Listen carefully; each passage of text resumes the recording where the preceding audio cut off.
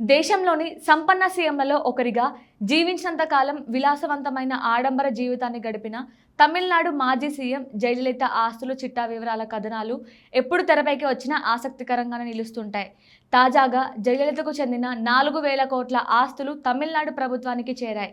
ఆదాయానికి మించిన ఆస్తుల కేసుకు సంబంధించి తమిళనాడు దివంగత సీఎం జయలలితకు చెందిన ఆస్తులు పత్రాలను ఆ రాష్ట్ర ప్రభుత్వానికి బెంగళూరు కోర్టు అధికారులు అప్పగించారు. బెంగళూరు పరస్పన అగ్రహ కారాగారంలో ఇప్పటి వరకు జయలలిత ఆస్తులు పత్రాలను భద్రపరిచారు.